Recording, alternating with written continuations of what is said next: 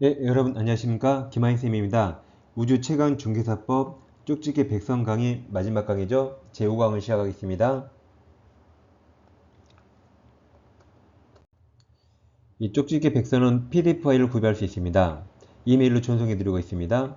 가격은 10,000원이고 아래 계좌번호 입금하시고 핸드폰 문자로 해주세요. 문자로 세 가지 정확히 적어주세요. 합격하실 분 성명, 합격자 명단 직접 작성해 주시고 이메일 주소 정확히 적어주세요. 교재 이름도 중개사법 백선이라고 정확히 적어주셔야 바로바로 전송이 이루어집니다. 시험이 얼마 안 남았죠? 이 백선을 5번 이상 반복하시면 여기서 거의 그대로 정답이 나올 겁니다. 중개사법 범위가 작죠? 이 백선을 정확히 복습하시면 실제 시험에서 충분히 85점 이상 맞을 수 있습니다. 오늘은 제5강 81번부터 100번 마지막 강을 시작하겠습니다.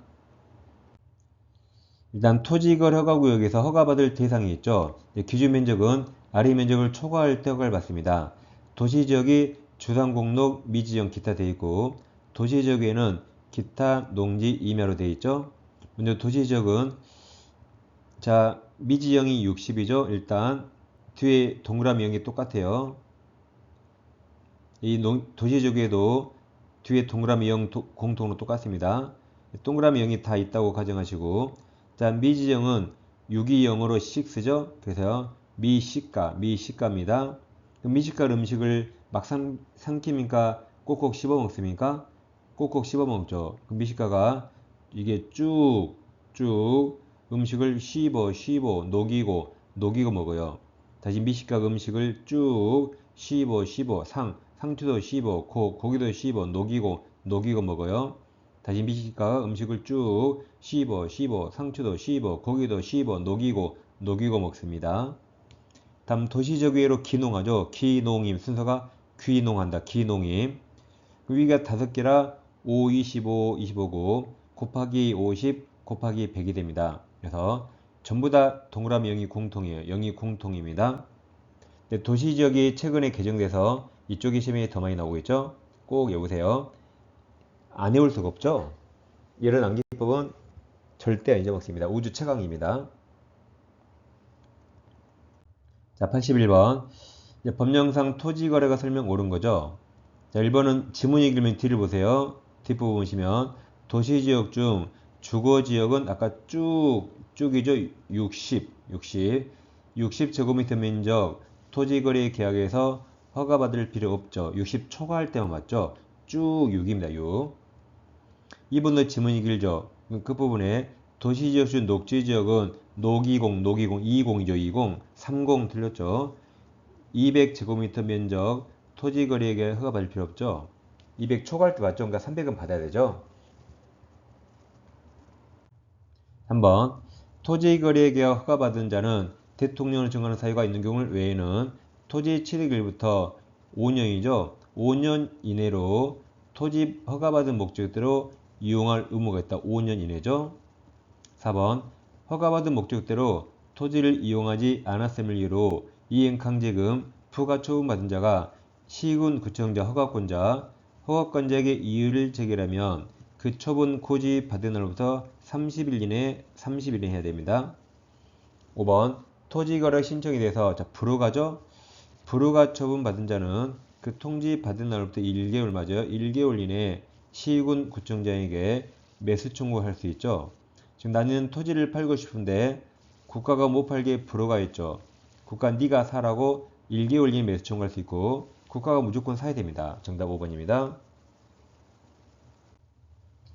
그 다음 이제 부동산거래 신고법에도 포상금 있죠. 우리 중개사법 포상금은 쯔양이 부등부등 앞포란 외웠거든요. 이 부동산거래 신고법 포상금 대상은 거지가 5명, 5거지에게 토지를 줬어요. 5거지가 삶에 의욕이 없죠. 토지를 줘도 허가도 없이 이용도 안합니다. 5거지가 토지를 허가도 없이 이용도 안해요. 뒷부분이 토지거래 허가제에서 허가받지 않거나 부정하게 받은 거죠. 허가 위반. 다음 이제 허가받았죠. 허가받은 목적대로 토지를 이용하지 않은 겁니다. 5가지는 다 거짓으로 신고한 자예요. 거짓으로 신고한 자입니다. 거짓 신고 요구한 적 없어요. 거짓 신고 조장한 적 없습니다. 다 거짓 신고 한자입니다. 1번에서 부동산 등 실제 거래 가격을 거짓 신고했죠? 요구한 적 없어요. 2번 부동산 거래 신고 문자 아닌 자로서 부동산 실거래 가격을 거짓 신고 한자입니다. 1번, 2번이 다 부동산 거래 신고 거짓 신고 한자입니다. 3번 신고 대상 계약을 체결하지 아니했음에도 불구하고 거짓으로 부동산 거래 신고 한자죠? 요구한 적 없어요. 4번 신고한 계약이 해지 등이 되지 아니했음에도 불구하고 거짓으로 부동산 해지 신고 한자입니다. 5번 주택임대차 계약, 보증금 차임 등 계약 금액을 거짓 신고 한자죠? 그러니까 거지가 5개죠. 요구한 적 없어요. 조장한 적 없고 다 거짓 신고 한자입니다. 6번, 7번이 토지거래가에서 6번이 허가 위반, 토지거래 허가, 변경 허가받지 않고 토지거래약 체결하거나 거짓으로 그박 부정으로 토지거래 허가 받은 자입니다. 다 허가 위반이죠. 7번 토지거래 허가를 받았는데 취득한 토지에 대해서 허가받은 목적대로 이용하지 않은 자입니다. 다시 5가지가 토지줘도 삶의 의욕이 없죠. 거지가 토지를 허가도 없이 이용도 안 합니다. 82번입니다. 법령상 신고 포상금 지급 대상에 해당하지 않는 행위죠. 1번은 질 끝에 거짓으로 신고한 행위 맞아요. 2번은 신고하지 않도록 요구한 자 없어요. 디귿 토지거래 허가를 받아서 취득한 토지를 허가받은 목적으로 이용하지 않은 거 있었죠? 리을 거짓을 신고하도록 조장한 거 없습니다. 다 거짓 신고 한자. 니은도 거짓 신고 한자입니다. 그래서 니은 디귿 해당하지 않는 거죠. 그래서 해당하는 게 니은과 리을이니까 답이 3번 나오고 해당하는 게 기억과 디귿이죠. 정답은 3번지게 되겠습니다. 83번 법령상 신고 포상금 설명 옳은 겁니다. 1번 포상금 지급에 드는 비용은 국고가 아니라 시군구 재원으로 충당하죠. 2번 해당 위반 행위에 관여한 자, 잘못한 사람이 신고하면 포상금 주면 될까요? 안 되겠죠. 이때는 지급하지 아니할 수 있습니다. 3번 익명으로 고발하여 고발인을 확인할 수 없어요. 그러면 신고 포상금 국가가 환수한 게 아니고 2번처럼 지급하지 아니할 수 있다. 2번, 3번은 다 지급하지 아니할 수 있답니다. 4번 신고관청에 포상금 지급 신청서가 접수되면 2개월 이내죠. 중개사법은 1개월. 이 부동산거래 신고법은 제2편이라 2개월입니다. 4번이 정답이죠. 5번 신고관청은 하나의 위반 행위에 대해서 2명 이상이 각각 신고 따로 신고했네요. 그럼 최초 신고자죠. 포상금을 균등 배분이 아니고 최초 신고자에게 지급하죠. 5번은 중개사법하고 똑같습니다. 답은 4번입니다. 84번 법령상 토지거래 허가구역 설명. 자, 틀린 거죠. 1번 시도이사는 법령 개정으로 인해 토지 이용에 대한 행위 제한이 강화되면 사람이 몰릴까요? 떠날까요? 떠나겠죠. 그러니까 강화되는 지역을 허가구역 지정할 수 없다. 맞습니다. 완화돼야 사람이 몰리니까 거기를 지정하는 거죠. 2번 토지 투기적 거래 성행으로 지가가 급격히 상승하는 등 특별한 사유였더라도 5년 넘는 기간으로 허가구역 지정할 수 없습니다. 맞죠? 허가구역은 5년 이내로 해야 돼요. 3번 허가구역 지정 공고에는 허가구역에 대한 축척 5만 분의 1 또는 2만 5천 분의 1 지형도 포함됩니다. 4번 허가구역을 지정한 시도이사는 지체 없이 허가구역 지정에 관한 공고 내용을 관할 등기소장에 통지한다. 등기소장의 통지는 시도이사가 아니죠. 시군구청장, 허가권자가 하는 거죠. 그래서 허가구역을 시도이사가 지정하면 그것을 시군구청장에게 통지하죠. 그러면 시군구청장이 등기소장한테 통지하는 거죠. 답이 4번입니다. 5번 개정되고 심의 안 나왔죠. 국토부 장관 또는 시도이사의 지정권자죠. 지정권자는 대통령은 정부에 따라서 허가 대상자나 허가 대상 용도, 지목 등을 특정해서 허가구역을 지정할 수 있습니다. 특정할 수 있죠.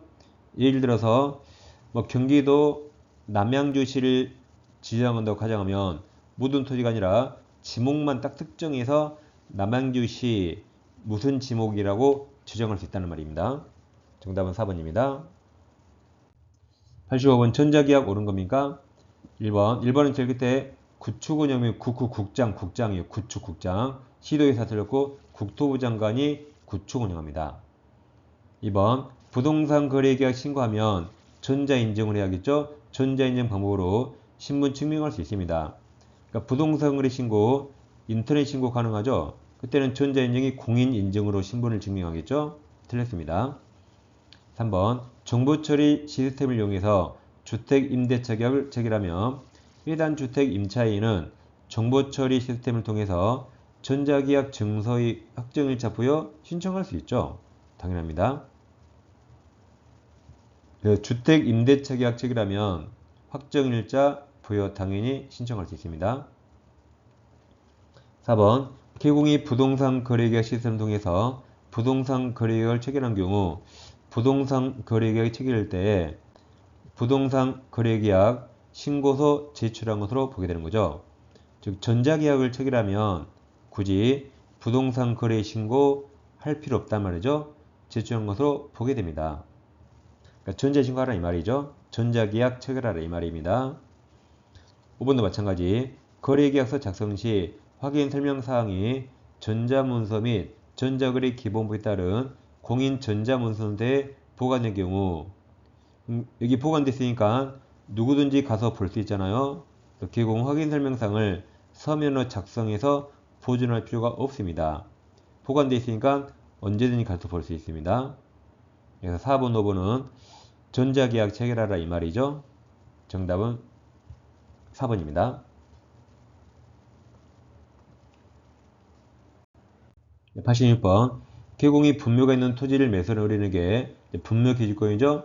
분묘기지권 설명것으로 옳은 겁니다. 1번 분묘기지권에는 그 효력이 미친 범위 내라도 새로운 분묘 설치하면 될까요? 안 되죠. 그 효력이 미치는 범위 내라도 시신이 한 개가 더 들어가면 귀신이 한 번 더 나오거든요. 그러니까 귀신이 더 나오니까 그 범위 내라도 새로운 분묘 설치하는 권능은 없습니다. 1번이 정답이죠. 2번을 줄여서 2번 장사법. 장사법이 시행되기 전에 설치된 분묘는 이 죽은 사람은 이 법이 시행되기 전에 죽었으니까 분묘기지권 시효취득할 거라고 알고 죽었거든요. 그럼 편의 주무시라고 시효취득 계속 인정해 줍니다.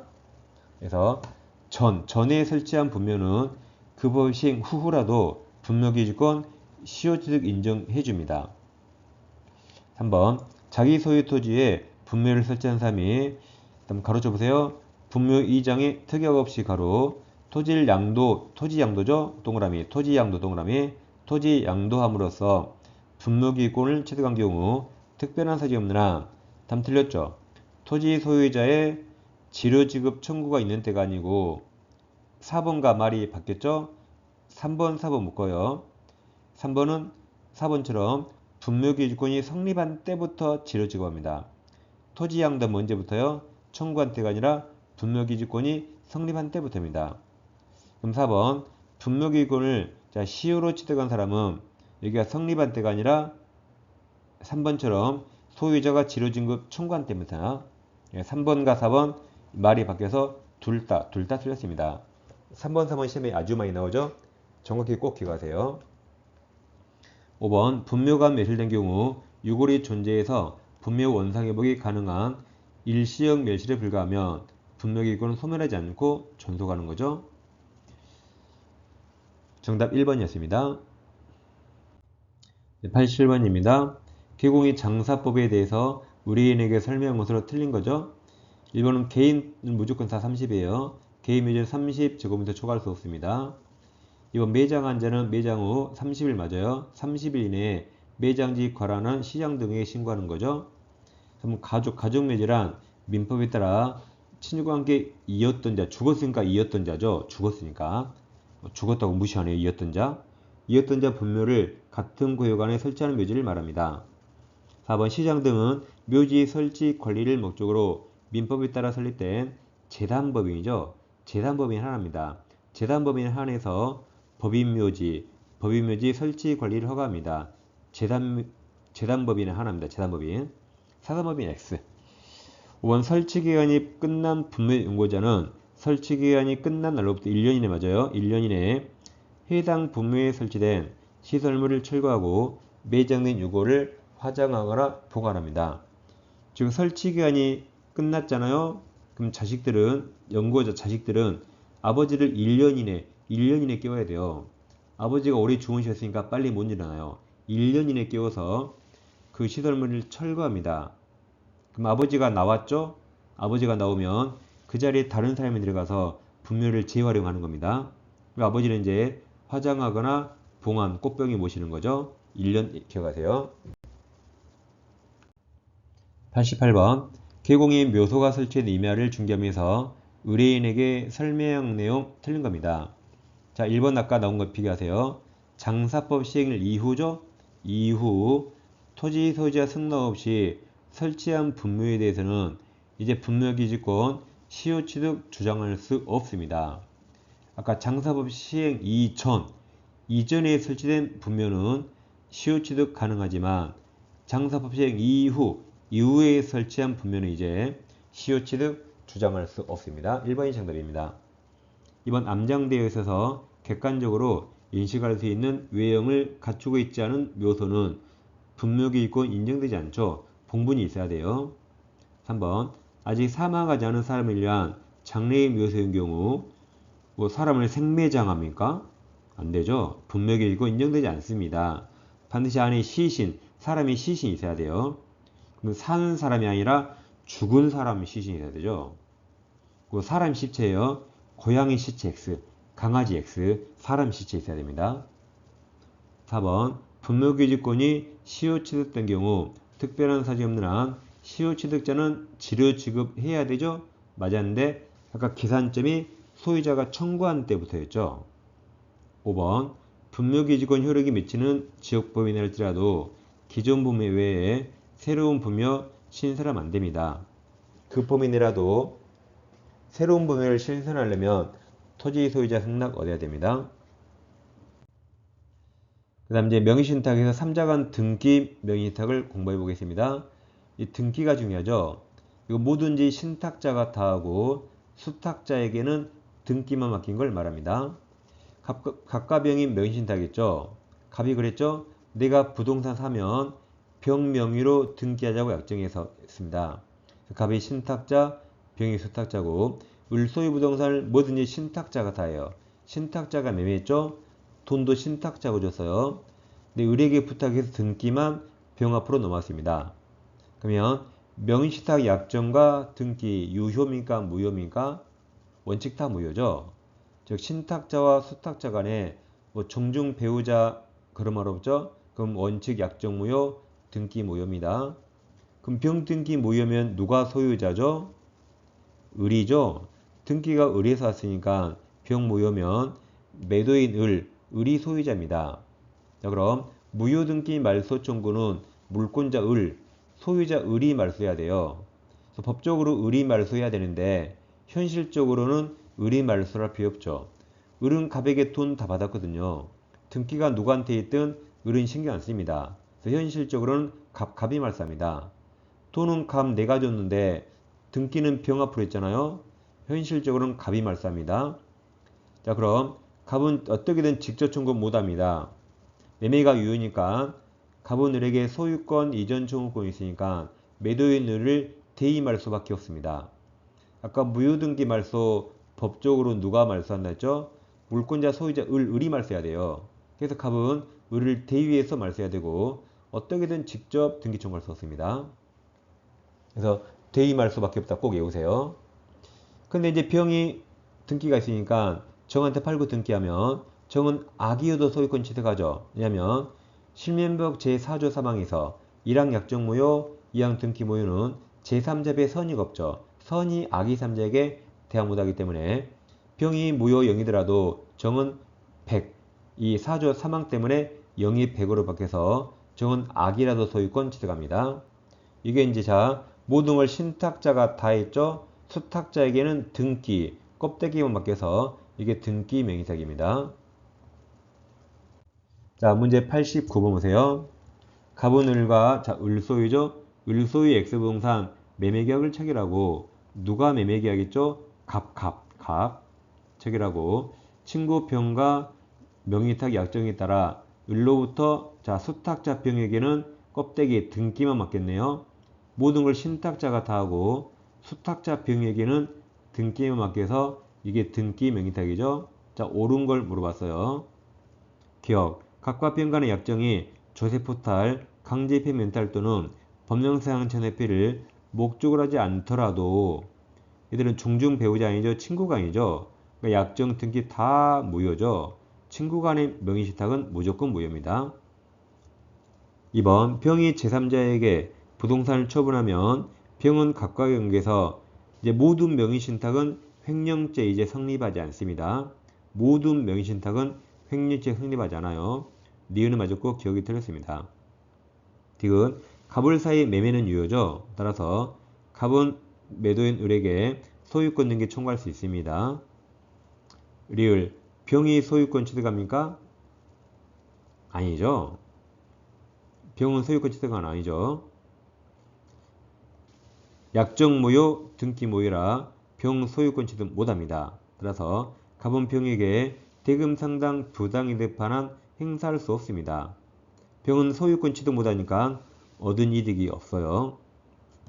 자, 미음 갑은 을을 대의 맞았죠? 무효등기 말소는 매도인 대의밖에 없다 그랬죠? 을을 대의해서 병명의 소유권 등기 말소 청구할 수 있습니다. 옳은 거라 기억과 리을이 틀렸죠? 그래서 니은, 디귿, 미음 3번이 정답입니다. 다음 이어서 계약 명의탁입니다. 제목을 잘 보시면 이거 수탁자에게 계약까지 모든 걸 다 맡긴 겁니다. 병에게 부동산인데 갑이 을이 사고 싶어요. 을이 미국 출장 중이라 한국에 못 들어오니까 한국의 갑과 명의신탁 약정을 합니다. 그럼 을이 신탁자, 갑이 수탁자고 미국에서 매수자금까지 다 송금해서요. 모든 걸 수탁자 갑에게 다 맡겨서 이게 계약 명의신탁입니다. 매매는 갑, 수탁자 갑이에요. 돈도 갑이 받아서 돈도 갑이 전해줍니다. 그러니까 등기도 병에서 갑 앞으로 와요. 이 모든 걸 수탁자에게 다 맡겨서 계약 명의탁입니다. 그럼 약정은 무조건 무효죠. 신탁자, 수탁자는 종중 배우자 그런 관계 아니라 약정은 무조건 무효입니다. 자, 근데 매도인 병은 명의신탁 사실을 알까요? 모르겠죠. 보통 병은 선일 겁니다. 왜 모를까요? 매매도 갑과 했죠. 돈도 갑이 줬죠. 등기도 병에서 갑으로 왔죠. 그래서 보통 매도인은 명의신탁을 모를 겁니다. 그럼 병이 선이라면 선의병을 보호하기 위해서 병이 한 게 유효입니다. 약정은 병이 한 게 아니죠. 무조건 무효입니다. 병이 한 게 매매 유효, 이전 등기 유효가 되죠. 그럼 갑이 소유권 취득합니다. 그럼 갑이 완전한 소유자라 을은 갑에게 부동산을 반환 청구 못하고 자기가 준 매수자금을 부당이득 반환 청구할 수 있죠. 부동산은 갑 거니까 부동산은 반환 청구 못합니다. 자, 그럼 신탁자는 매수자금 받을 수 있죠. 그럼 이거 받기 위해서 유치권 행사할 수 있을까요? 이 받을 수 있지만 유치권 행사 못합니다. 그럼 민법 시간에 유치권 행사 못하는 걸 외웠어요. 자, 보건복지부 매실, 보증금, 권리금. 이제 복은 여러분들 복 많이 받아서 찍어도 다 합격할 겁니다. 다음 지상물 매수, 부속 매수, 매매대금, 명의신탁이 매매신탁이죠. 또 매수자금 매매대금이죠. 돈 받을 수 있지만 유치권 행사 못합니다. 이제 갑이 소유자라 정한테 팔고 등기하면 정은 악이어도 소유권 취득합니다. 정이 왜 악이어도 소유권 취득하죠? 앞사람 유효니까 이 사조 사망 필요 없어요. 이 사조 사망은 무효일 때 선의 악이 삼자에게 대항 못한다. 무효일 때 써먹습니다. 이거 필요 없어요. 이건 감유효죠. 수학으로 100이에요. 그럼 100을 생겨야 되면 뭘 알았던 몰랐던 100으로 취득하지. 이 특징 필요 없습니다. 근데 만약에 병이 악이라 해보세요. 명의신탁을 알고 있네요.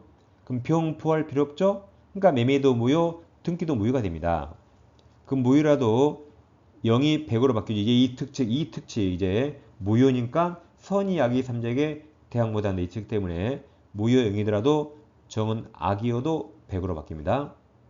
그럼 계약명의 신탁은 당사자가 갑을병 3명입니다. 갑을병을 어떻게 바꾸든 간에 제3자는 무조건 정이고 정은 악이어도 유효가 됩니다. 90번입니다. 을은 토지를 매수하기 위해서 친구 갑과 명의신탁 약정을 맺고 갑은 병소유 부동산을 매수하여 누가 매수했죠? 친구 갑 수탁자가 매수하고 병명의로 등기하였다. 수탁자 갑이 모든 걸 다해서 계약 명의신탁입니다. 틀린 겁니다. 1번 갑을 사인 명의신탁은 매도인 병이 선의하기를 묻지 않고 무조건 무효죠. 갑과 을은 종중 배우자 그런 관계 아니죠? 약정은 무조건 무효입니다. 2번 매도인 병이 갑에게 소유권 등기할 때 등기할 때 비로소 을병 사이 명의신탁 약정을 알게 돼서요. 언제 알게 됐죠? 등기한 때. 그럼 매매할 때는 몰랐단 말이네요. 그러면 뭐든지 행위 당시가 기준이라 매매할 때는 몰랐단 말이라 병은 선의가 돼요. 그러면 소유권은 누가 취득하죠? 갑이 취득하죠. 갑이 취득하죠. 병은 매매할 때 몰랐기 때문에 매매 유효, 아까 등기 유효였죠. 그래서 수탁자 갑이 소유권 취득합니다. 뭐든지 판단 시기는 행위 당시입니다. 한번 을은 갑에게 토지 소유권 등기 청구할 수 있죠. 계약은 유효라 청구할 수 있습니다. 4번 갑이 토지를 정한테 처분하고 등기하면 정은 악이어도 소유권 취득하죠. 5번 을과 갑의 명의신탁 약정을 갑이 알지 못하면 당연히 갑은 소유권 취득합니다.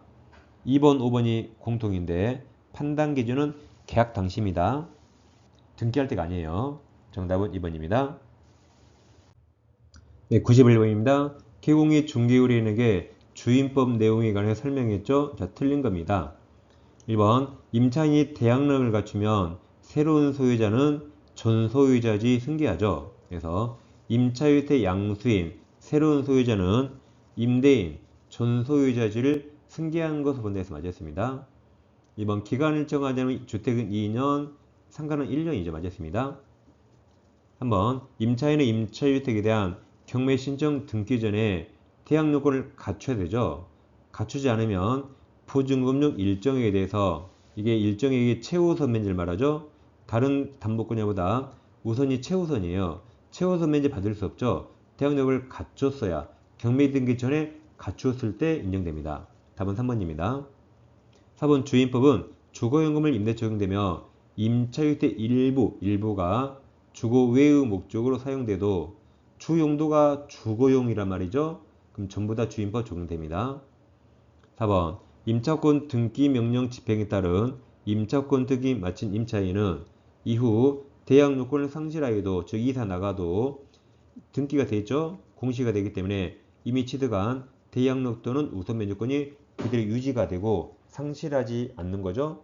상실하지 않으려고 등기 명령한 거죠. 답은 3번입니다. 92번 개공갑중개로 을과 병은 병소유죠. 병소유 주택에 관해서 임대차격을 체결했습니다. 자, 틀린 겁니다. 1번 을과 병이 임대차격을 2년 미만으로 정하면 임대인 갑은 그 임대차 기간이 유효함을 주장할 수 없게 되죠. 임차인만 주장 가능하죠. 이번 계약이 묵시적갱신, 법정갱신이 되면 임대차 존속기간 2년이 됩니다. 3번 계약이 묵시적갱신이 되면 임차인 을은 언제든지 임대인 갑에게 계약 해지 통지할 수 있고 임대인 병이 통지받고 3개월이죠. 3개월이 지나야 해지 여력이 발생합니다. 답은 3번입니다.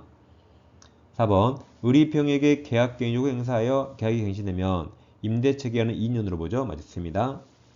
4, 5번 을이 병에게 계약갱신 요구 행사해서 계약이 갱신되면 4번처럼 2년이 되는데 이때 임차인만 언제든지 병한테 해지 통지할 수 있고 이때도 3개월 지나면 끝납니다. 그래서 5번 계약갱신 요구에서 3번 묵시갱신을 유추 적용합니다.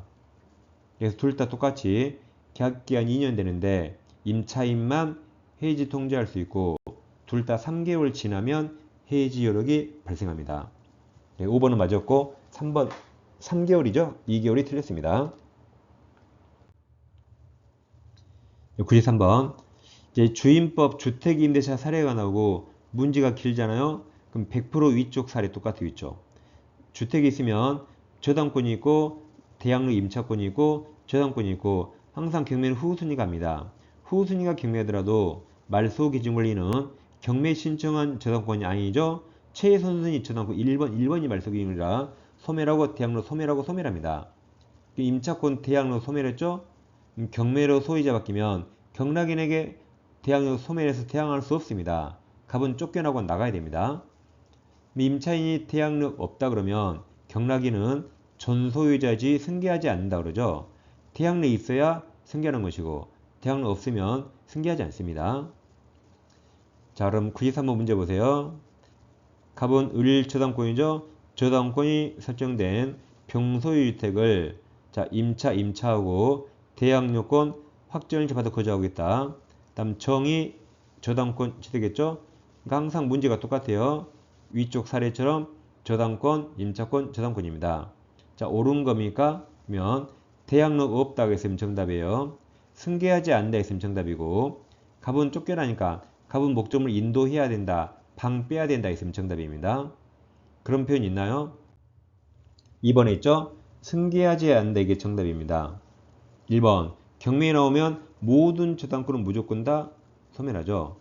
2번이 정답이죠. 경락인은 앞사람, 전소유자, 임대인 병지 승계하지 않아요. 3번 갑은 대항력 소멸했죠. 경락인에게 주택 인도해야 된다. 방 빼야 되죠. 대항력 없으니까 방 빼야 됩니다. 4번 갑은 경락인으로부터 보증금 전부 받을 때까지 임대차 전국 주장이 대항할 수 없다죠. 그게 2번하고 똑같죠. 대항력 없으니까 경락인은 앞사람지에 승계하지 않습니다. 5번 정의 갑보다 먼저 봤습니까? 갑이 선순위를 먼저 봤죠. 답은 2번입니다. 이 지문은 1, 2, 3, 4가 제일 중요하고 5번은 뭐 그냥 끼워넣은 거죠. 1, 2, 3, 4를 꼭 정확히 아셔야 됩니다. 주임법, 상임법, 특별법은 적용범위 비교해볼까요? 주임법은 일시 사용을 적용되지 않지만 모든 임대차에 다 적용됩니다. 상임법도 마찬가지 둘 다 일시 사용은 적용되지 않아요. 상임법은 모든 상가임대차에 다 적용되는 게 아닙니다. 상가임대차에서 상임법이 적용되는 게 있고 적용되지 않는 게 있어요. 그럼 상임법은 먼저 사업자 등록 대상이 영리 목적이어야 돼요. 환산보증금 제한이 있습니다. 서울은 꼭 외우셔야 돼요. 9억 이하는 상임법 전부가 적용되는데 그걸 초과하면 일부 규정만 적용되죠. 이걸 꼭 외우셔야 돼요. 이게 상임법의 시험에 가장 많이 나옵니다. 첫째, 3기연체 해지 규정, 권리금포 규정들, 폐업이라는 인편의 해지권, 대항력 표준계약서, 계약갱신 요구권 얘들만 적용됩니다. 일단 여기서 비교하면 주임법은 보증금이 100억이어도 주임법 적용됩니다. 상임법은 영세상이만 보여요. 9억 이하만 전부 적용되고 9억을 초과하면 일부 규정만 적용되고 이걸 꼭 외우셔야 돼요. 그럼 초를 넣어서 외워. 회사의 초상권이 있죠. 회사에 초상권이 폐지되면 그 회사 망합니다. 초상권 폐지되니까 회사 대표가 깨갱했어요. 다시 외워놓고 어디 써먹은지 모르면 안 되죠. 그러니까 초를 넣어서 회사의 초상권이 폐지되니까 대표가 깨갱했다면 적용됩니다. 오답으로 가장 많이 나온 게 경매에서 보증금 우선변제권, 여기 우선변제권 적용 안 됩니다. 다음 계약갱신 요구권 적용 안 돼요. 최단기간 1년 적용 안 됩니다. 이건 규정만 적용되는 거죠. 꼭 외우셔야 돼요. 94번 개공이 중개의뢰인에게 상임법 내용 설명해줘. 자, 옳은 겁니다. 자, 기억 대통령을 정하는 보증금을 초과하는 임대차 경우에 상임법상 권리금 규정 적용되지. 아까 초상권 적용되잖아요. 기억은 맞았습니다. 니은 임차인 차이 면책이 상임법은 숫자가 3자가 제일 많아요. 3기 연체해야 해지할 수 있죠. 니은 틀렸습니다. 디귿 임대인 동의받고 전대차 계약 체결한 전차인은 임차인의 계약 경우고 행사 기간 범위 내에서 직접이 아니죠. 전차인은 임대인에게 직접 권리행사할 수 없죠. 임차인을 대위해야 되고 직접 X. 그래서 니은 그거 다 틀렸죠. 그 정답이 1번 나왔네요. 리을 임차인 임대인 동의 없이 무단으로 건물 전부를 일부 전부 다 똑같이 전대하면 임대인은 임차인의 계약갱 요구 거절할 수 있죠. 다 틀려서 기억만 맞아서 정답 1번입니다. 95번 개공값 중개로 을은 병소유 서울 소재 상가 건물에서 보증금 10억 또 9억 초과하네요. 아까 9억 초과하면 초상권 폐지 대표 깨갱만 적용되죠. 다음 병가 임대차 계약이었죠. 을은 건물 인도받고 사업자 등록 신청했는데 확정일자 받아도 우선면제 없다 그랬죠. 자, 틀린 겁니다. 1번 대양로 인정되죠. 아까 9억 초과해도 초상권 폐지 대표 계획 적용되는데 2번 우선면제 없죠. 이게 정답이죠. 이게 오답으로 가장 많이 나와요. 3번 병원 을이 임대체계 만료되기 6개월 전부터 1개월 전까지 사이에 깨갱, 계약갱신 요구 9억 초과해도 인정되기 때문에 깨갱 요구할 수 있죠. 임대인은 정당한 사유 없이 거절 못합니다. 4번도 을은 깨갱할 수 있죠. 깨갱, 계약갱신 요구권은 최초 임대차 포함 맞아요. 포함해서 전체 임대기간이 10년을 초과하지 않는 범위 내에 행사할 수 있습니다. 5번 을의 계약갱신 요구에서 갱신된 임대차는 전 임대차와 동일한 조건으로 다시 임대차한 것으로 보게 되죠. 그래서 2번이 정답입니다. 2번이 오답으로 가장 많이 나와요. 자, 96번 상인법 임대인 임차인의 계약 요구를 거절할 수 없는 거네요. 1번 서로 합의해서 임대인 임차인에게 상당한 보상을 제공하면 거절할 수 있습니다. 2번 임차한 건물의 전부들 일부를 고의또는 중과실 파손하면 거절할 수 있어요. 3번 건물이 노후 훼손 또는 일부 매실 등 안전사고 우려간 사유로 임대인이 목적 건물의 전부 또는 여기는 대부분이죠. 대부분을 대처리 대부분을 대처리합니다. 대부분 철거할 때 해야 돼요. 일부 X. 4번 임차한 건물의 전부 일부가 멸실되면 거절할 수 있고 5번 3기연체 거절할 수 있어요. 상위법은 숫자가 3자가 제일 많아요. 3기 차임액을 연체하면 거절할 수 있습니다. 답은 3번입니다. 97번 매수신청 대리인으로 등록한 개업공인사가 매수신청 대리 위임인에게 민사집행법 내용을 설명했죠. 자, 틀린 거네요. 1번 아주 중요하죠. 후순위 저당권자가 경매 신청했다. 아무튼 경매를 누가 신청하든 간에 매각 부동산 이후 모든 저당권은 무조건 소멸하죠. 말소 기준 권리 최선순위 저당권부터 무조건 소멸합니다. 자, 2번 전세권 및 등기된 임차권은 용의권이죠. 용의권은 그 다음 말소 기준 권리 저당권이나 압류채권, 가압류채권이 말소 기준 권리고 여기 태양할 수 없다는 말은 말소 기준 권리보다 더 밑에 아래에 있단 말이죠. 그럼 경매로 소멸하는 거죠. 3번 유치권자는 유치권 선행 때 목적물을 경매로 매수한 자 경락인에게 피담은 채권 변제 청구할 수 없죠. 채권 변제 청구는 채권이고 채권은 채무자에게만 행사해야 되죠.